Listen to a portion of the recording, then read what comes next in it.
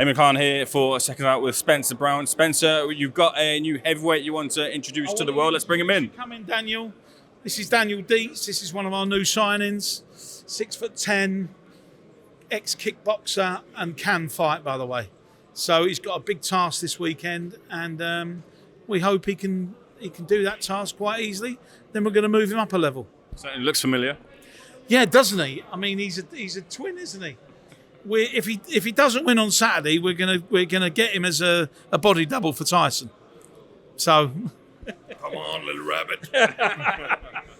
Just talk us through some of your style for people who haven't seen you in the ring so far. What would you say your style is? Who have you taken influences from the heavyweight division or otherwise? I'm tall. I weigh 125 kilogram. I have a very good movement. I have a good fast jab. You can see it, and a very unconventional style. It's not classic boxing because I'm changing for kickboxing, learning from a trainer boxing, and it's different. You fight me and you say, "Oh, what's this? Why he hit on this position?" And it's bring a lot of trouble. A number of fighters come to mind that have had kickboxing backgrounds, namely Dylan White, who's had success in the heavyweight division. But do you anticipate that you can bring over some of the kickboxing elements into the boxing game? It's a different sport. The only thing you bring is the mentally. You get kicks. It's very hard. Break the bones. It's very brutal, and you bring it in boxing with the high technique, and it's a dangerous combo. Spencer, can we expect to see him in the UK soon? Most out. As soon as he gets through this one, we're going to bring him to the UK, introduce him to the fans there. We've got some other shows we'd like to put him on as well. But he'll be a German-based boxer, and we hope to bring him with Agit on all the shows with Agit as well. So we're going to build him right up. Where can we find you on social media? Daniel Deetsz, Aktiv 2000. Daniel, appreciate it. Thank you. Thanks, Dan. All the best, mate. Spencer, let's get into some of the boxing talk concerning yourself. Agit Kabayel, of course, sporting a bit of a black eye. Oh, yeah, look. I saw that. A lot of rounds. He's very focused. There's another guy behind us who he's been sparring with as well, another very good German guy. Also 6'10". Look, I mean, they're all giants around here, aren't they? 6'10", and he's handling these guys very, very easily, So this guy who's fighting at the weekend, the Polish guy, he's got an uphill struggle. I'm telling you, he's so focused, Agit. There's a lot of conversation surrounding Agit in terms of opponents that could be in the line for him. Tony Yoka is one of them who could be the ingredient for that big stadium sellout fight, considering the backing that he has. Any possibility that Tony Yoka could be in the line for Kabayel? Look, our primary goal is to win the world title. So whatever route that has to take, I don't think Tony Yoka's in the rankings, is he? Or is he in...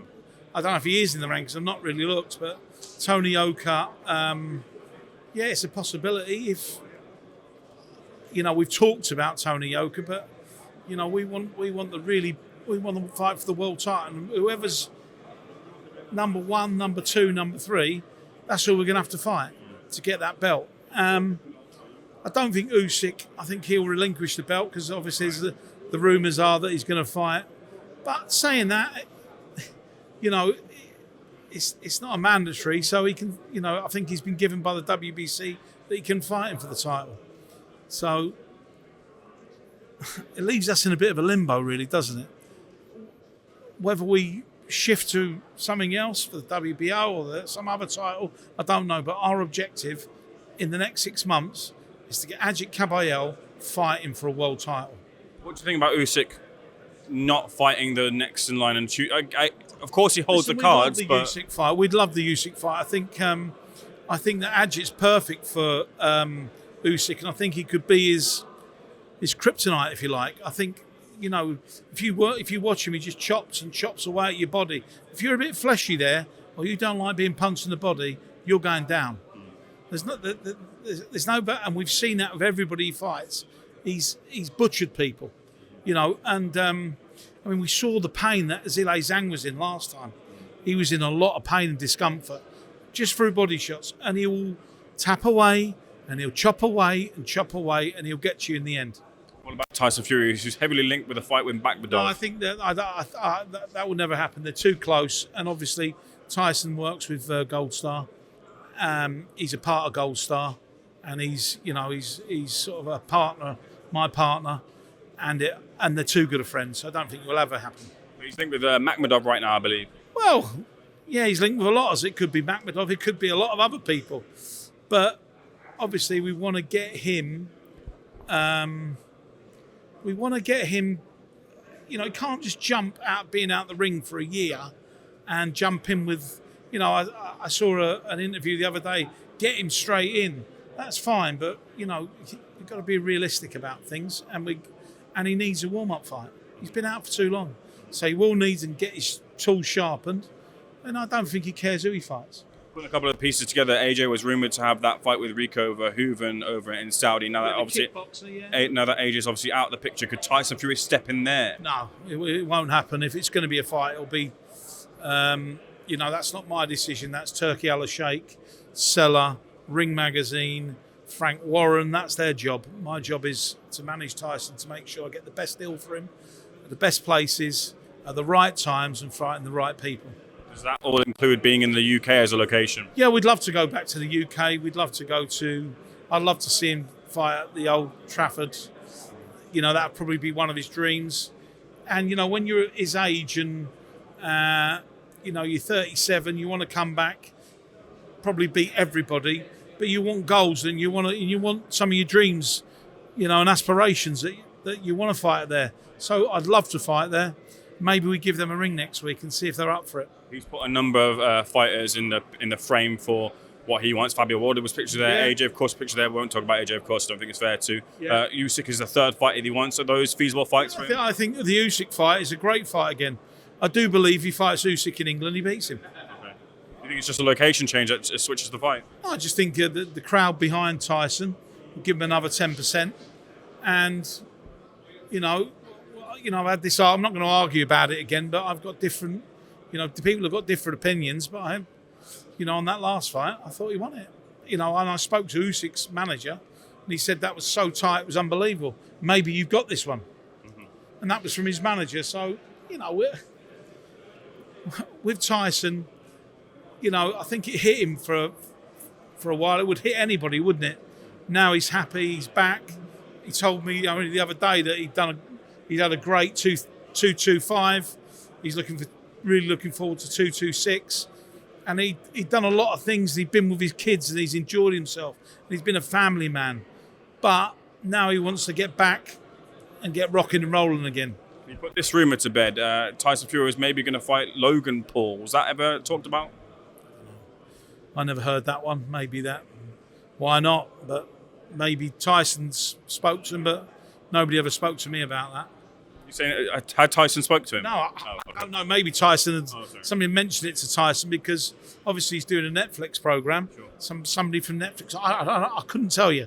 If I was to say anything, it'd be a lie. So I'm not going to lie, and never heard anything about it. No. Fair enough. Well, I tell you what, though, wouldn't it be good?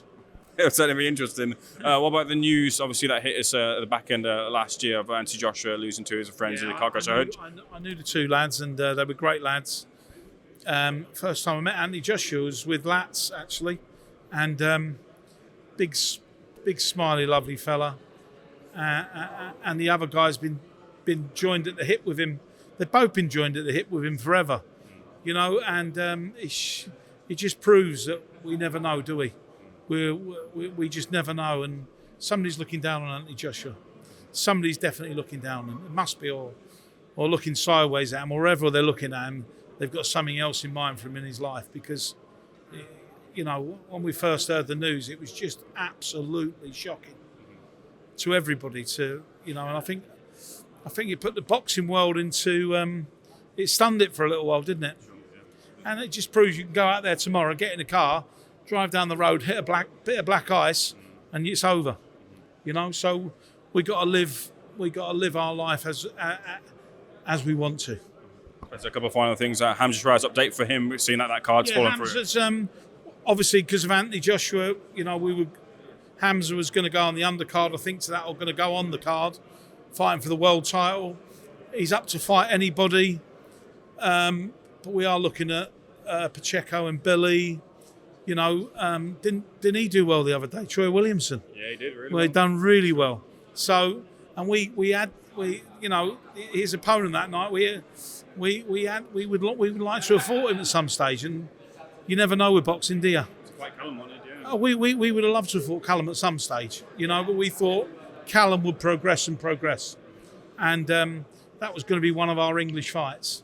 We'd put that down on paper, but unfortunately, there you go. Troy Williamson's there. He's got a great position. He could end his career with a nice few quid. So you're saying Troy's currently lead position to take on Hamza? No, Troy's not in any position. There's no position. I'm just saying that we thought Callum Simpson would come through the fight. Now Troy's put himself in a great position. Joe Parker currently looking to cement his position in terms of defending a case of a positive drug test finding, cocaine being. What is the update with? I'm going to reiterate that Joe Parker never took any drugs. Right? That Joe Parker, as far as we're concerned, and I'm concerned, he's not took anything, and I'll defend him vehemently because it's not that kind of boy. And I think that a lot will come out about the case. We think it's a contaminated sample. It's not for me to judge. It's for the powers that be. But Joe Parker has not took anything. It's going to be a bit of a lengthy process, but we hope to get him back in the ring. Hopefully this is resolved in the next 6 months. I appreciate you can't go into the devil of the detail, but could you say as to whether the information will be there, readily available for the public, considering some of the past ways it's been handled by other people who've had similar problems? I think it probably will. I mean, that's not my decision, is it? But, he's got a manager there, David Higgins, who's been with a long time. I'm an advisor with him. I've been working with him a long time as well. So, like any drug situation, it's about proving you've took drugs, but it's the time it takes and the whole rigmarole of everything. We should know these days very quickly, and it should be dealt with very quickly. But as you've seen with everybody else, it just drags on and drags on. We don't want it drags on. If you took drugs, you've been caught, or you haven't took drugs and it's found out that it was from some other way, it needs to be dealt with quicker, a lot quicker. If we can do that, I think boxing will be a lot better for it. And the fighters will be. And I think you'll find that the fighters, look what we've done to Conor Benn. He's very lucky what he's doing, but, I didn't believe that Conor Benn would do that, and I still don't. And he's a good friend of mine, Conor, but dragged it out for 2 years. That kid, if he never got that fight, he could still be sitting on a stool somewhere. Liam Cameron would be the comparable case because Liam Cameron got. Yeah.